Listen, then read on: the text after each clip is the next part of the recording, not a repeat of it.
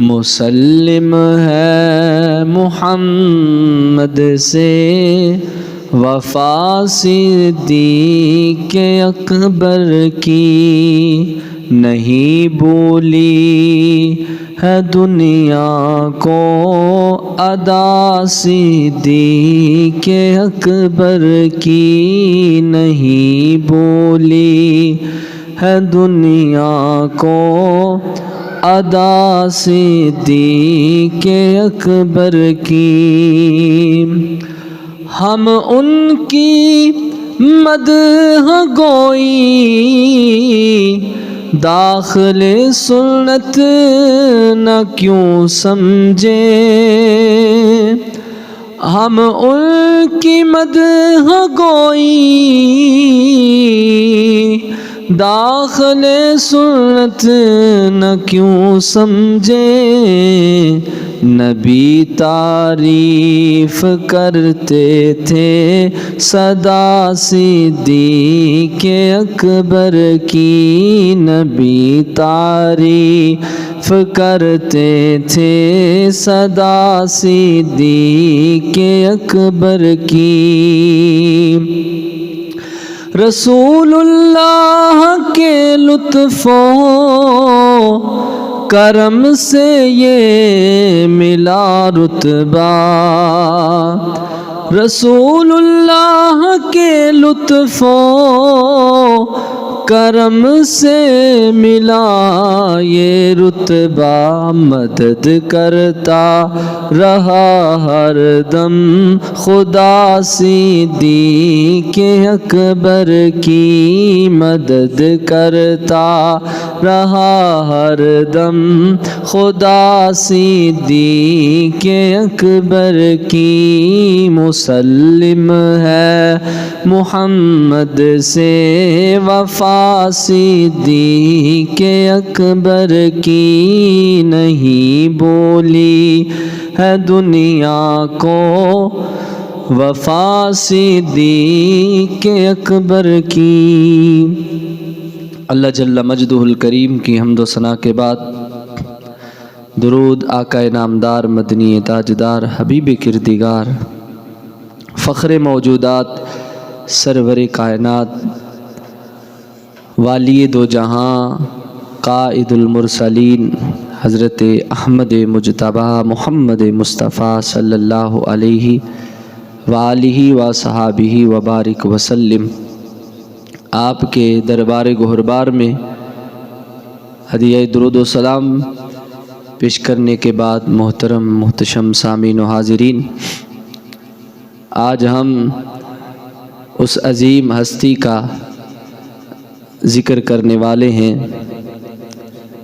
جن کے بارے میں سرکار مدینہ صلی اللہ علیہ وسلم ارشاد فرماتے ہیں، ما لأحد عندنا ید الا وقد کافیناہ، حضور فرماتے ہیں جس نے بھی ہمارے ساتھ بھلائی کی، جس نے بھی ہمارے ساتھ احسان کیا، ہم نے سب کے احسان کا بدلہ چکا دیا۔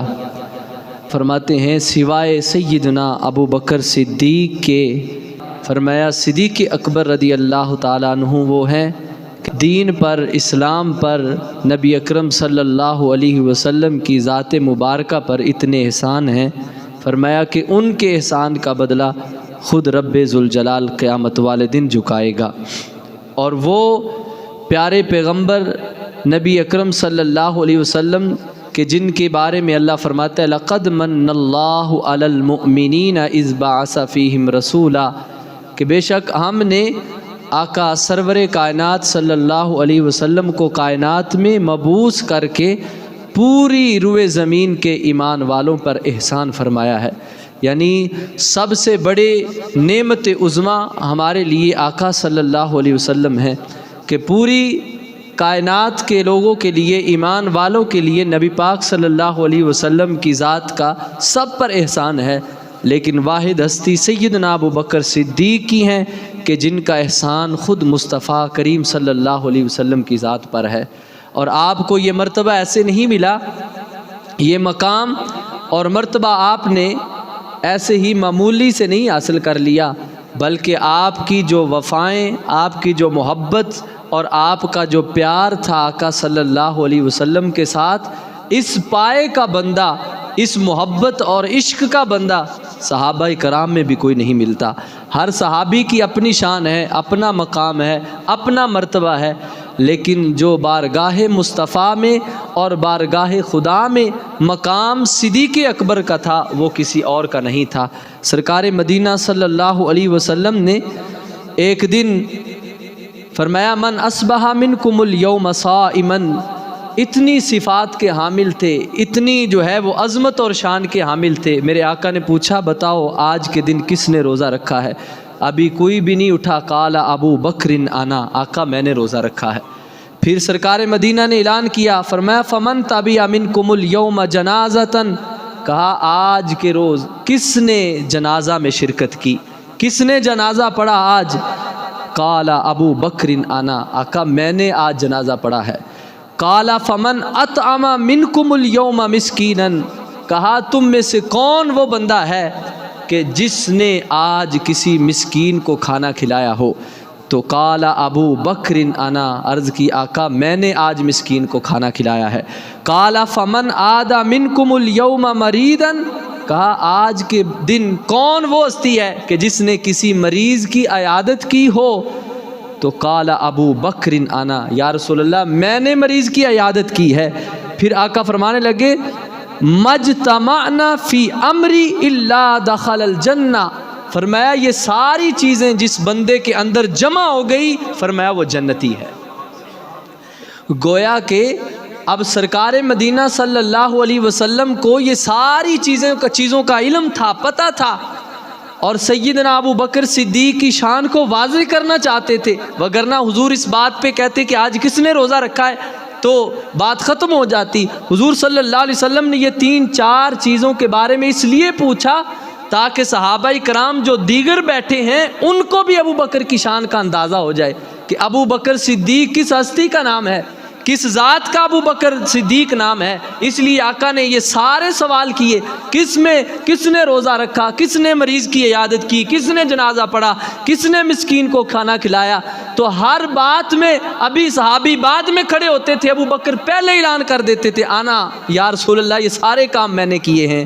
اور امام طبرانی لکھتے ہیں جب یہ سارا معاملہ ہوا فضحک رسول اللہ صلی اللہ علیہ وسلم حتی استعلی بہ، میرے آقا صلی اللہ علیہ وسلم یہ بات سن کر، حضرت ابو بکر صدیق کے جوابات سن کر اتنا مسکرائے یعنی کھلا کے ہنسے۔ اور حضور صلی اللہ علیہ وسلم کے ہنسنے کی وجہ کیا تھی کہ یعنی میرے صدیق کی کتنی شان ہے، کہ کتنا اس کا مقام ہے، کتنا اس کا رتبہ ہے، کہ ابھی جو ہے اتنے معاملات میں کوئی صحابی نہیں بولا اور اس نے یہ ساری چیزیں کی ہوئی ہیں، یہ سارے جو ہے عبادتیں اس نے کی ہیں، نیکیاں اس نے کی ہیں۔ تو حضور صلی اللہ علیہ وسلم کھلا کے ہنسے۔ ثم قال والذی نفسی بیدہ ما جمعہن فی یوم واحد الا مومن، میرے آقا فرمانے لگے قسم ہے اس رب ذوالجلال کی جس کے قبضہ قدرت میں میری جان ہے، کہا یہ ساری چیزیں ایک دن میں جس بندے کے اندر حاضر ہو گئی وہ ایمان والا ہے، اور وَإِلَّا دَخَلَ بِهِنَّ الْجَنَّةِ، فرمایا وہ جنتی بندہ ہے۔ یعنی اتنی عظمت اور شان کا حامل بندہ ہو تو فرمایا اس کا کوئی اور ٹھکانہ نہیں ہو سکتا بلکہ اس کا ٹھکانہ جنت ہے۔ پھر سیدنا ابو بکر صدیق رضی اللہ تعالیٰ عنہ، آپ کی رضا نبی اکرم صلی اللہ علیہ وسلم کی رضا تھی، آپ کی ناراضگی یہ رسول اللہ کی ناراضگی تھی۔ اس پر جو ہے وہ کئی احادیث موجود ہیں۔ حضرت عمر فاروق جیسے بلند رتبے والے بھی وہ کعبہ سے لپٹ کر، کعبے کے غلاف کو پکڑ کر رو کے اللہ کی بارگاہ میں دعائیں کرتے تھے، رو کے یہ بات کرتے تھے، کیا مولا کاش میں جو ہے وہ قریش کے خاندان سے نہ ہوتا، کاش مجھے یہ فضیلت نہ ملی ہوتی، کاش مجھے یہ مقام نہ ملا ہوتا۔ تو کسی نے پوچھا بھئی پھر کیا چاہتے تھے آپ، کیا بنا دیے جاتے آپ جب اتنا منصب مقام مرتبہ ملنے کے بعد بھی کہتے ہیں کہ کاش یہ نہ ملا ہوتا، یہ نہ ملا ہوتا۔ تو آگے سے حضرت عمر فاروق کہنے لگے، کہا اللہ تعالیٰ مجھے کوئی رتبہ نہ عطا کرتا کاش مجھے رب ذوالجلال صدیق اکبر کے سینے کا ایک بال بنا دیتا۔ کیوں بال بنا دیتا؟ کہا ہر وقت جس سینے پہ مصطفیٰ کی نگاہ رہتی تھی وہ ابو بکر کا سینہ تھا۔ پھر بالخصوص غار ثور میں 3 دن 3 راتیں جب رہے، حضرت ابو بکر صدیق کی گود مبارک میں رسول اللہ کا سر تھا اور ابو بکر صدیق کی نگاہ چہرہ مصطفیٰ پہ تھی، اور حضور صلی اللہ علیہ وسلم کا سر انور جو ہے وہ حضرت ابو بکر صدیق کی گود میں بھی تھا اور آپ کے سینہ مبارک سے بھی لگا ہوا تھا۔ اس لیے کہا اس سینے نے اتنا فیض پایا ہے، اتنا حضور کے یہ سینہ کلوز ہے، اتنا حضور کو یہ سینہ پسند ہے، کہا اللہ رب ذوالجلال مجھے ایک ابو بکر صدیق کے سینے کا بال بنا دیتا۔ یہ شان ہے ابو بکر صدیق کے۔ پھر ایک اور حدیث مبارکہ سنیں، آپ نے متعدد بار سنی ہوگی، بہت ہی پیاری حدیث مبارکہ، ایمان تازہ ہو جائے گا۔ جب حضرت عمر فاروق رضی اللہ تعالیٰ عنہ کے جو احوال ہیں ان کی شان جو ہے، جب آپ سے میرے آقا صلی اللہ علیہ وسلم کی پوری حدیث مبارکہ پچھلی جمعہ میں نے عرض کی کہ حضور نے حضرت جبریل امین سے پوچھا تھا کہ عمر کی شان بتاؤ، انہوں نے کہا یا رسول اللہ زمانہ نو مل جائے تو عمر کی شان پھر بھی بیان نہیں ہوگی، لیکن یہاں پہ بات ختم نہیں ہوتی، کہا ان کے فضائل بیان کرتا رہوں، آقا فضائل ختم نہیں ہوں گے۔ حسنۃ من حسنات ابی بکر، کہا زمانہ نو مل جائے تو شان عمر نہیں بیان ہوگی، لیکن کہا ابو بکر کا مقام کیا ہے، حضرت صدیق اکبر کی شان کیا ہے، زمانہ نو ان کی فضیلت عمر کی بیان کرنے کے لیے نہ کافی ہے، تو کہا عمر تو ابو بکر کی ساری نیکیوں میں سے ایک نیکی کا نام ہے۔ کہا ابو بکر، یہ حضرت عمر جو ہیں وہ سیدنا ابو بکر صدیق کی نیکیوں میں سے ایک نیکی کا نام ہے۔ کہا یہ فضیلت ہے جناب سیدنا ابو بکر صدیق کی، کیونکہ اماں جی عائشہ خود فرماتی ہیں حضور صلی اللہ علیہ وسلم جب آپ کے گھر میں تشریف فرما تھے، آسمان کے ستاروں کو پوچھ کر کہا یا رسول اللہ ان کے برابر کسی کی نیکیاں ہیں؟ کہا جناب سیدنا عمر فاروق کی یہ آسمان کے ستاروں کے برابر نیکیاں ہیں۔ کہا یا رسول اللہ میرا والد ابو بکر؟ تو میرے آقا نے فرمایا عمر کی ساری زندگی کی نیکیاں ایک طرف، فرمایا حضرت ابو بکر صدیق کی ایک نیکی عمر کی ساری نیکیوں پر باری ہے۔ اسی لیے وہ کہتے رہتے تھے کاش رب ذوالجلال مجھے ابو بکر صدیق کا ایک دن اور ایک رات عطا کر دے اور مجھ سے ساری زندگی کی نیکیاں لے لے، کہ مجھے ساری زندگی کی نیکیوں کی کوئی پرواہ نہیں، میں نے جتنے حج کیے ہیں، زکاتیں دی ہیں، میں نے روزے رکھے ہیں، نمازیں پڑھی ہیں، یہ سارے اعمال رب مجھے سے لے لے۔ حضرت عمر فاروق، حضرت ابو بکر صدیق کی ایک دن اور ایک رات رب ذوالجلال مجھے عطا فرما دے۔ کون سی رات اور دن تھا؟ کہا رات وہ تھی جو غار ثور میں حضرت ابو بکر صدیق نے حضور کے ساتھ گزاری تھی۔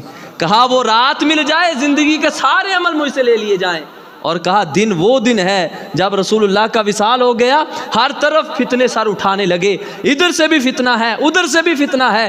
جناب ابو بکر صدیق وہ جو ہیں صاحب کمال تھے، اللہ تعالیٰ نے وہ آپ کو مقام اور مرتبہ عطا کیا تھا، بڑے بڑے ڈھول گئے۔ حضرت سیدنا عمر فاروق بھی کہنے لگے اے ابو بکر ہمیں مسجد تک یہاں تک محدود رہنا چاہیے، باہر بڑے حالات خراب ہو گئے ہیں۔ تو وہاں پر بھی جناب ابو بکر نے کہا تھا، کہا عمر تمہیں کیا ہو گیا ہے؟ زمانہ جاہلیت میں بڑا تو جو ہے وہ غصے والا تھا، بڑی طاقت والا تھا، اب بزدل بن بیٹھا ہے، کیا ہو گیا ہے تجھے؟ کہا وہ دن مجھے آج بھی یاد ہے کہ ہر طرف فتنے تھے، لیکن یہ ابو بکر صدیق وہ تنے تنہا سینہ تان کے کھڑا تھا، کہنے لگا کہ اگر آج رسول اللہ صلی اللہ علیہ وسلم کے زمانہ مبارک میں جو زکوٰۃ دیتے تھے، کہا آج اس زکوٰۃ میں سے اگر کوئی رسی بھی غصب کرے گا تو ابو بکر صدیق اس کے ساتھ بھی جہاد کا اعلان کرے گا۔ یہ سیدنا ابو بکر صدیق رضی اللہ تعالیٰ عنہ کا مقام اور مرتبہ ہے۔ اور پھر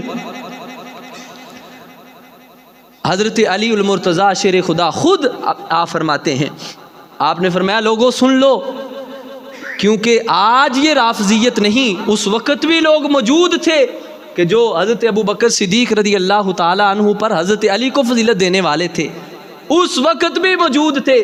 تو حضرت علی رضی اللہ تعالیٰ عنہ نے اس وقت فرمایا تھا، فرمایا لوگوں سن لو، کہا جس نے بھی مجھے ابو بکر و عمر پر فضیلت دی، جس نے مجھے سیدنا ابو بکر اور عمر پر فضیلت دی، کہا میری یہ کان کھول کے بات سن لو، فرمایا میں اس بندے کو وہ سزا دوں گا جو مفتری کو دی جاتی ہے، یعنی مطلب یہ ہے کہ جس نے بھی مجھے ابو بکر و عمر پر فضیلت دی، کہا کہ علی کا مقام ابو بکر اور عمر سے زیادہ ہے، کہا میں اس بندے کو 80 کوڑے لگاؤں گا۔ ان کا مقام کہاں ہے، میری شان کہاں ہے، میرا مرتبہ کہاں ہے کہ رب ذوالجلال نے ان کو کتنا مقام عطا فرمایا ہے۔ فرمایا ایسی بات نہیں ہوگی۔ اور پھر میرے آقا صلی اللہ علیہ وسلم سے روایت علی علی ابو بکر و عمر، میرے آقا نے حضرت علی سے فرمایا، میرے آقا فرمانے لگے اے علی ابو بکر و عمر، کہا جناب ابو بکر و عمر یہ سیدہ کہول اہل الجنہ من الاولین والآخرین الی النبیین والمرسلین، کہا اے علی یہ دو وہ ہستیاں ہیں کہ یہ ابو بکر و عمر قیامت والے دن جو ہے، جو زیادہ ڈھیر عمر والے بندے ہوں گے، قیامت والے دن ابو بکر و عمر دونوں جو ہے جنت میں ان کے سردار ہوں گے۔ کہ جس طرح فرمایا سیدہ شباب اہل الجنہ کہ حسن و حسین جوانوں کے سردار ہوں گے، جنتی جوانوں کے، تو فرمایا عمر فاروق اور ابو بکر وہ ہیں جناب حسن و حسین، یہ جو نوجوانوں کے جنت میں سردار ہوں گے، اور جو بوڑھی عمر میں جائیں گے فرمایا ان سب کے سردار ابو بکر و صدیق اور عمر فاروق ہوں گے۔ اور یہ مقام اور مرتبہ کوئی چھوٹا بڑا چھوٹا نہیں ہے، کوئی کم سمجھے کہ شاید یہ معمولی سی بات تھی، اور اتنا بڑا رتبہ جو ہے ان کو سرکار مدینہ صلی اللہ علیہ وسلم کی بارگاہ سے ملا ہے۔ اور پھر میں نے جیسے عرض کیا کہ ان کی ناراضگی، ابو بکر صدیق کی ناراضگی، یہ خود رسول اللہ کی ناراضگی کا سبب بنتی ہے، اور ان کی ناراضگی جب رسول اللہ کی ناراضگی کا سبب بنے گی تو رسول اللہ کی ناراضگی یہ خدا کی ناراضگی کا سبب بنے گی، اور جو خدا کو ناراض کرے گا وہ تباہ و برباد ہو جائے گا۔ اب یہاں پہ امام احمد بن حنبل نے اپنی مسند میں اس کو سند صحیح کے ساتھ روایت کیا ہے، اور اس کو مستدرک میں بھی امام حاکم نے بھی روایت کیا ہے، اور اس کے علاوہ فتح الباری میں، مجمع الزوائد میں، تاریخ مدینہ دمشق میں اور دیگر جو ہے وہ کتب میں یہ حدیث مبارکہ موجود ہے، اور صحیح حدیث ہے۔ حضرت ربیعہ اسلمی رضی اللہ تعالیٰ عنہ حضور صلی اللہ علیہ وسلم کے جانثار صحابی ہیں۔ آپ فرماتے ہیں قال کنتو اخدم رسول اللہ صلی اللہ علیہ وسلم، آپ فرماتے ہیں میں آقا صلی اللہ علیہ وسلم کی خدمت کیا کرتا تھا، یعنی مجھے یہ شرف حاصل تھا کہ میں رسول اللہ کی غلامی میں تھا، حضور کی خدمت کرتا تھا۔ تو کہتے ہیں آتانی بعد ذالک ارضا وآتا ابا بکر، کہ آقا صلی اللہ علیہ وسلم نے کچھ زمین کا حصہ مجھے عطا فرمایا اور کچھ سیدنا ابو بکر صدیق کو عطا فرما دیا۔ جب یہ حصہ زمین کا ہمیں عطا ہوا تو کہتے ہیں کہ کیا ہوا، کسی بات پر زمین کی وجہ سے ہمارے اندر معاملات ہوئے سیدنا ابو بکر صدیق اور میرے ساتھ، جب معاملات ہوئے نا تو کہتے ہیں کہ حضرت ابو بکر صدیق نے کچھ تھوڑی سی سخت بات کر دی، اور جس کی وجہ سے مجھے وہ ناپسند لگا۔ تو حضرت سیدنا ابو بکر صدیق کو پتہ چل گیا کہ ان کو ناپسند لگا ہے، تو کہتے ہیں فقال علی ابو بکر کلمتن کرہتها، تو جب کہا کہ یہ مجھے ناپسند لگا تو آگے سے سیدنا ابو بکر صدیق کہنے لگے اے ربیعہ تو ایسا کر، یہی الفاظ مجھے واپس لٹا دے، جو میں نے تجھے الفاظ کہے ہیں وہ مجھے الفاظ واپس لٹا دے، تجھے برا لگا ہے۔ تو آپ فرمانے لگے نہیں اے ابو بکر، میں یہ والے الفاظ آپ کو واپس نہیں لٹاؤں گا، یعنی جو آپ نے مجھے کہا جس کی وجہ سے مجھے تکلیف ہوئی، یہ جو ہے وہ اذیت والے الفاظ میں نہیں لٹاؤں گا آپ کو۔ تو وقال ابو بکر، تو حضرت سیدنا ابو بکر کہنے لگے، کہا اگر تم مجھے یہ الفاظ نہیں لٹاتے تو میں رسول اللہ کی بارگاہ میں تمہاری شکایت لگاؤں گا کہ یا رسول اللہ میں نے بات کی، کچھ جو ہے وہ ان کو صحیح نہیں لگی، ان جو ہے ناراضگی کا باعث بنا، تو میں آقا کی بارگاہ میں شکایت کروں گا۔ اللہ اکبر۔ تو کہنے لگے لیکن اس کے باوجود میں حضرت سیدنا ابو بکر صدیق کو وہ الفاظ نہیں کہے۔ اب کیا ہوا، کہتے ہیں کہ میں جب وہاں سے حضرت سیدنا ابو بکر صدیق چلے تو میں بھی چلا گیا، تو کچھ لوگ جو ہیں اب وہ میرے پاس آئے، کہنے لگے اے ربیعہ بتاؤ تمہارا کیا معاملہ ہوا ان کے ساتھ؟ یعنی ابو بکر صدیق نے تمہیں کیا کہا، وہ الفاظ ہمیں بھی بتاؤ۔ آگے سے وہ بھی صحابی رسول جانتے تھے کہ سیدنا ابو بکر صدیق کسی چھوٹی موٹی ہستی کا نام نہیں، اگر میرا ان کے ساتھ معاملہ ہوا ہے تو کوئی بات نہیں، میں ان کو کیوں بتاؤں۔ کہا فَقُلْتُ أَتَدْرُونَ، وہ ربیہ کہنے لگے فَقُلْتُ أَتَدْرُونَ مَنْ هَذَا، کہا تمہیں پتہ بھی ہے کس کے بارے میں بات کر رہے ہو کہ تمہیں پتہ نہیں؟ ھذا ابو بکر الصدیق، کہا وہ ابو بکر صدیق ہیں۔ کہا ھذا ثانی اثنین، وہ دو میں سے دوسرے ہیں، یعنی غار کے معاملے میں۔ اور پھر کہا کہ وہ شخصیت ہیں، وہ ہستی ہیں۔ کہا ایاکم لا یلتفتوا فیراکم، کہا ان کے بارے میں بات نہ کرو، چلے جاؤ۔ اگر سیدنا ابو بکر صدیق نے دیکھ لیا کہ تم میرے ساتھ بات کر رہے ہو تو فَيَغْضِبُوا، کہا وہ ناراض ہو جائیں گے۔ اب آگے جو جملہ ہے نا حضرت ربیہ کا، وہ سنیے گا۔ کہتے ہیں کہ اگر تم نے میرے ساتھ، وہ سمجھیں گے کہ شاید میں آپ کی شکایت لگا رہا ہوں، حضرت ابو بکر صدیق تم چلے جاؤ، وہ ناراض ہو جائیں گے۔ آگے انہوں نے جملہ بولا، ہر ایمان والے کے لیے یہ ضروری ہے کہ ہم اس بات پر عمل کریں اور ہم یہ جانیں کہ ابو بکر صدیق کسی چھوٹی ہستی کا نام نہیں ہے، کسی معمولی ہستی کا نام نہیں ہے، وہ رسول اللہ صلی اللہ علیہ وسلم کے خلیفہ بلا فصل ہیں، جن کو رب نے بڑی شانیں عطا فرمائی ہیں۔ کہا چلے جاؤ فیاتی رسول اللہ صلی اللہ علیہ وسلم، کہا اگر وہ رسول اللہ کی بارگاہ میں چلے گئے فیغضبوا لغضبہ، کہا رسول اللہ ان کی ناراضگی وجہ سے، ابو بکر صدیق کی ناراضگی کی وجہ سے رسول اللہ بھی ناراض ہو جائیں گے۔ کہا اگر ابو بکر ناراض ہوئے تو کہا معاملہ رکے گا نہیں، پھر رسول اللہ ناراض ہو جائیں گے۔ اور کہا اگر رسول اللہ ناراض ہو گئے تو کیا ہوگا؟ کہا فَيَغْضِبُ اللَّهُ لِغَضَبِهِمَا، کہا اگر رسول اللہ ناراض ہو گئے تو رب ذوالجلال ناراض ہو جائے گا۔ حبیب کی ناراضگی یہ عام نہیں ہے، اس سے رب بھی ناراض ہو جاتا ہے۔ تو کہا اگر رب ناراض ہو گیا تو کہا پھر ربیہ تو ہلاک ہو جائے گا۔ صحابی رسول ہیں، نبی اکرم صلی اللہ علیہ وسلم کے خادم ہیں، حضور صلی اللہ علیہ وسلم کے صحابی ہیں، لیکن وہ بھی جانتے ہیں کہ ابو بکر صدیق کو ناراض کرنے سے کیا ہوتا ہے۔ آج ٹکے ٹکے کا بندہ جو ہے وہ اٹھ کر جو ہے وہ سیدنا ابو بکر صدیق پر بھونکتا ہے، حضرت ابو بکر صدیق کے بارے میں جو ہے باتیں کرتا ہے، ان کی شان کے برخلاف باتیں کرتا ہے۔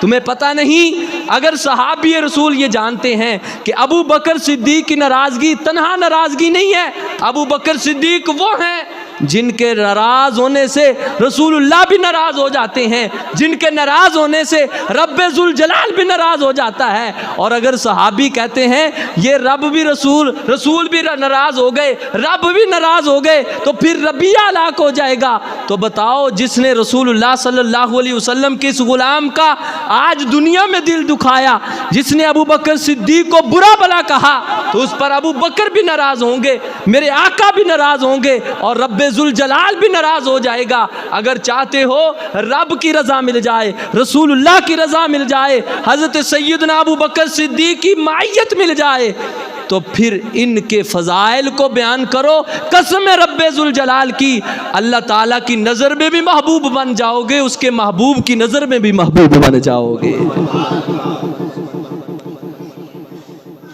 اسی لیے کیوں کہ کسی نے بڑا خوب لکھا ہے نا کہ صدیق جس نو کہندے او ہے یار مصطفیٰ دا، اونچی آواز سے کہیں سبحان اللہ۔ یہ میری تیری یاری نہیں، یہ رسول اللہ کے یار ہیں۔ ہماری یاری ہو تو بڑے فخر سے بیان کرتے ہیں یار میرا یار ہے، تو یہ کون ہے جو رسول اللہ کے یار ہیں؟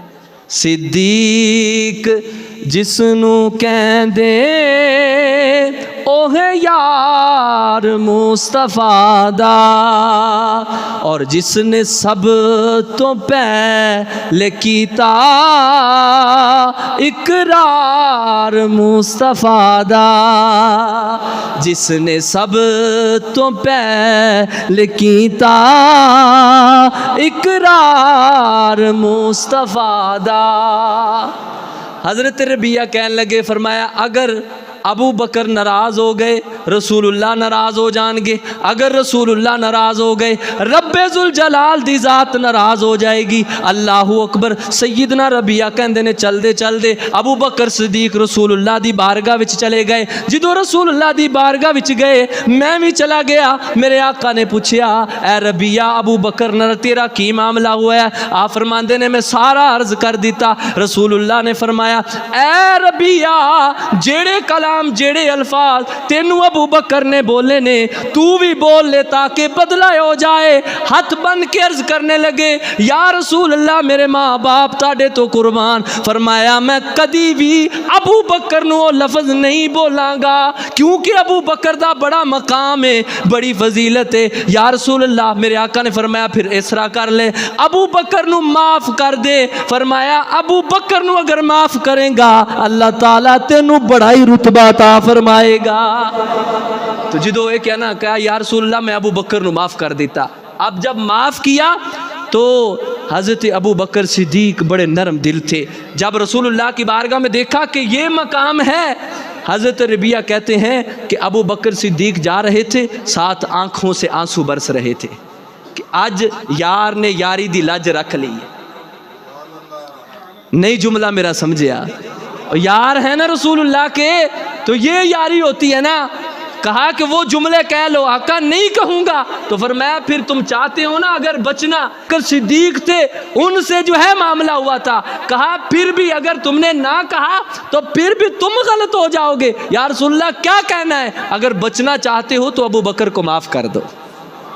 انہوں نے معاف کیا تو رسول اللہ صلی اللہ علیہ وسلم سے بارگاہ سے ابو بکر جا رہے ہیں، آنکھوں سے آنسو برس رہے۔ تو اس لیے جب رسول اللہ صلی اللہ علیہ وسلم کے اس یار کی نافرمانی کرو گے، ان کو ستاؤ گے، ان کو تکلیف دو گے، تو جب یار غار ناراض ہو جائیں گے معاملہ وہاں تک نہیں رکے گا، پھر رسول اللہ ان کی وجہ سے ناراض ہو جائیں گے۔ تو جب رسول اللہ ناراض ہوں گے تو رسول اللہ کی وجہ سے رب ذوالجلال بھی ناراض ہو جائے گا۔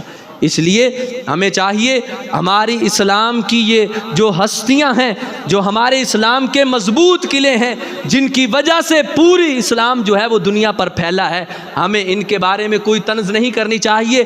اگر ان کے بارے میں کوئی بکواسات کرے، اگر ان کے بارے میں کوئی خلاف بات کرے تو اس بدبخت کا منہ توڑنا چاہیے، اور اگر منہ نہیں توڑ سکتے تو کم از کم اس سے قطع تعلق ہی کرنی چاہیے کہ اس بندے کے ساتھ ہمارا کوئی تعلق نہیں، چاہے رشتہ دار ہو، چاہے مامی پھپھی خالہ کا بیٹا ہی کیوں نہ ہو۔ جب نبی کے یار کا غدار ہے تو ہمارا اس سے کوئی رشتہ نہیں، ہمارا اس سے کوئی تعلق نہیں ہے۔ نبی کے یاروں سے رشتہ جوڑو، اللہ تعالیٰ تمہارے رشتے کو قیامت والے دن بھی نبی صلی اللہ علیہ وسلم اور اس کے یاروں سے ٹوٹنے نہیں دے گا، انہی صف میں کھڑے ہوں گے جہاں پہ ابو بکر و عمر کھڑے ہوں گے۔ اللہ تعالیٰ ہمیں ان سے محبت کی توفیق عطا فرمائے۔ وما علینا الا البلاغ۔